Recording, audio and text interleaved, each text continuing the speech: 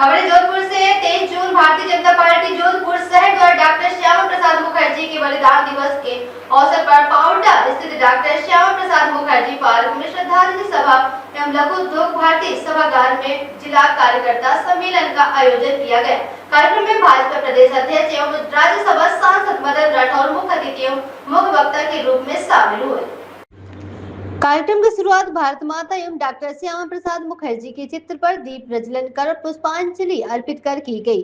इस दौरान भाजपा जोधपुर शहर जिलाध्यक्ष राजेंद्र पालीवाल, जिला प्रभारी वीरम देव सिंह, सूरसागर विधायक देवेंद्र जोशी, शहर विधायक अतुल बंसारी, पूर्व राज्यसभा सांसद नारायण पंचारिया सहित कई वरिष्ठ नेता उपस्थित रहे।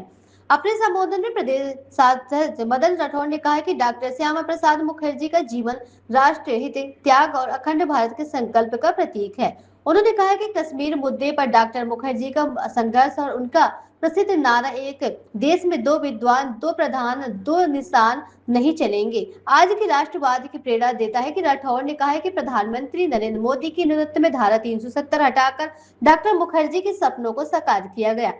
उन्होंने कार्यकर्ताओं से आह्वान किया है कि डॉक्टर मुखर्जी पंडित दीनदयाल उपाध्याय और अटल बिहारी वाजपेयी के राष्ट्रवादी विचारों को जन जन तक पहुंचाए तथा राष्ट्र निर्माण के कार्यों में सक्रिय भूमिका निभाए। उन्होंने कहा कि आज भारत वैश्विक मंच पर एक सशक्त राष्ट्र के रूप में उभर रहा है और भाजपा की सबसे बड़ी ताकत उनके समर्पित कार्यकर्ता है। जिलाध्यक्ष राजेंद्र पालीवाल ने स्वागत उद्बोधन में कहा कि डॉक्टर मुखर्जी का जीवन त्याग, समर्पण और राष्ट्र सेवा का अद्वितीय उदाहरण है। वहीं विधायक देवेंद्र जोशी ने कहा है कि राष्ट्रीय एकात्मता के लिए दिया गया उनका बलिदान देशवासियों को सदैव प्रेरित करता रहेगा।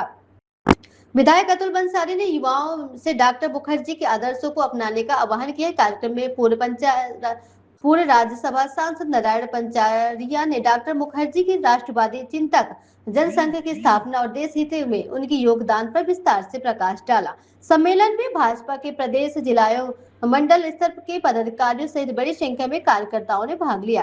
कार्यक्रम का संचालन जिला महामंत्री प्रतिपाल सिंह वालेचा ने किया है, जबकि अंत में जिला प्रभारी वीरम देव सिंह ने सभी अतिथियों एवं कार्यकर्ताओं का आभार व्यक्त किया। राजस्थान प्रदेश के हमारे मुखिया प्रदेश अध्यक्ष श्री मदन जी राठौर साहब,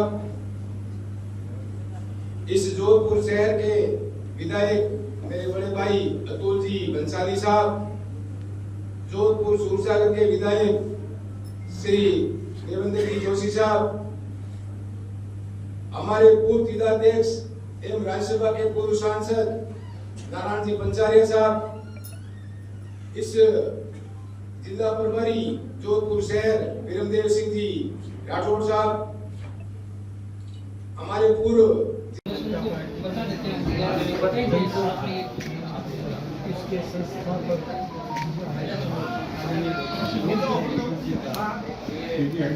बलिदान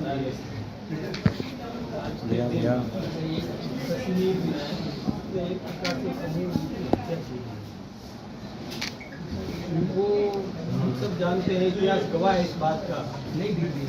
जो व्यक्ति इस देश में दो विधान, दो निशान, दो प्रधान नहीं करेंगे, इस नारे को लेकर बहादुरी के साथ कश्मीर में इसने प्रवेश किया और कुछ ही दिनों में उसकी मृत्यु हो जाती है। जवान नौजवान 52 वर्ष का नौजवान, उसकी ये ऐसी मृत्यु हो जाती है तो ये हत्या है, क्योंकि उन्होंने इनर लाइन परमिट का विरोध करने के लिए चैलेंज करके गए कि एक देश में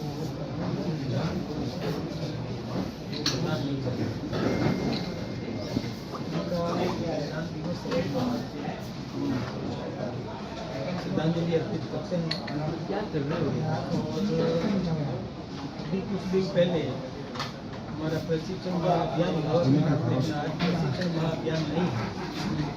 इसके साथ ही अभी हमारे देश के प्रधानमंत्री जब 26 मई 2014 को पहली बार प्रधानमंत्री तो 12 वर्ष एक निर्वाचित प्रधानमंत्री सर्वाधिक समय अभी तक उन्होंने सेवाएं दी है, लगातार देते जा रहे हैं। यूँ कहें तो जनप्रतिनिधि के नाते, सेवक के नाते उन्होंने 13 वर्ष को गुजरात में और 12 वर्ष देश के प्रधानमंत्री रहते हुए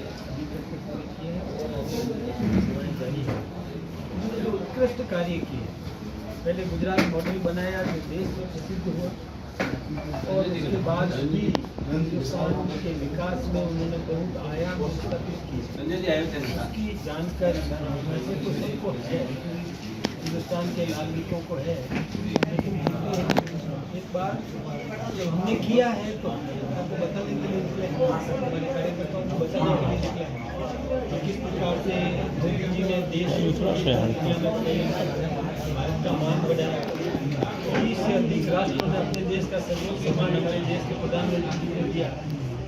कई राष्ट्राध्यक्ष उनको प्रणाम करते हैं, और आज भी मैं कहूँ कि दुनिया के जितने भी राष्ट्राध्यक्ष हैं उनमें से सर्वाधिक मैच्योर्ड पर्सनल और परिपक्व व्यक्तित्व जिनका है, जो एक सलाह देने की स्थिति में है, तो वो हमारे देश के उन्होंने इस देश को सुरक्षित किया, स्वाभिमान संपन्न किया, एसेंशियल कम्युनिटी को बरकरार रखा। चाहे अभी मध्य एशिया में जो युद्ध की विभीषिकाएं थी, उनमें से भी भारत को जो गैस, पेट्रोल, डीजल मिलना चाहिए था, उसकी उपलब्धता सुनिश्चित करवाई। यही नहीं, भारत को सुरक्षित किसी ने कोई हमारे यहाँ पर किसी का ऑपरेशन छीनने की कोशिश, तो उनको आतंकवादियों को ले चला। जो नक्सलवाद हिंदुस्तान में पनप रहा था, जो बढ़ गया था, एक नासूर बन गया था, जो निर्दोष लोगों की हत्याएं किया करता था, आज नक्सलवाद पूर्णतः समाप्त हो गया है, और वो भी देश की सही लाइन में चल रहा है। उनके बच्चे भी अब पढ़ने लगे।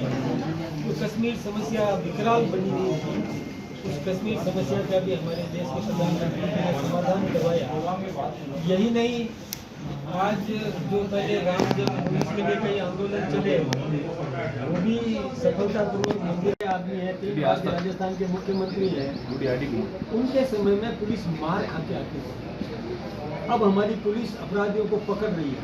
आप निकाल के बता दीजिए, एक भी अपराधी फरार नहीं हो पाया है, पुलिस की पकड़ से दूर नहीं है। पहले 17 बार पेपर लीक हुए थे राजस्थान के अंदर, हमारी सरकार में एक भी पेपर लीक नहीं हुआ।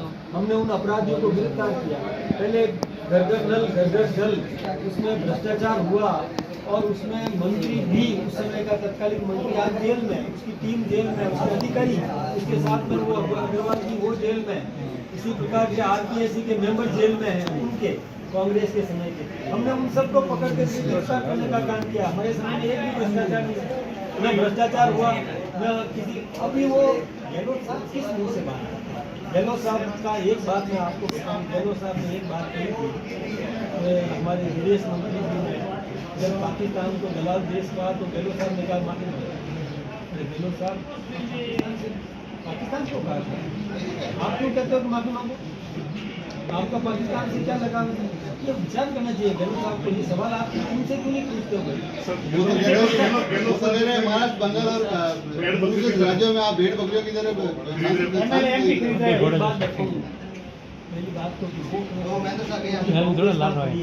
बंगाल में कांग्रेस की क्या स्थिति है, तमिलनाडु में कांग्रेस की क्या स्थिति है, आप वो किस मुंह से बात कर रहे हैं? अच्छा, दूसरी बात, जनप्रतिनिधियों को भीड़ कहना, गहलोत साहब की टीम में सचिन पायलट जी को भी उन्होंने नकारा निकम्मा कहा था, उनको भी भीड़ कहोगे, बकरियां कहोगे? अरे अपने साथी को साथ लेना है, फायदा उठाना है, तब तक तो कंधे से कंधा मिला के हमारा साथी है, और जब उसका विवेक जागृत होता है, वो इधर उधर हो जाता है, इनके साथ छोड़ देता है, तो भेड़ बकरी होती है।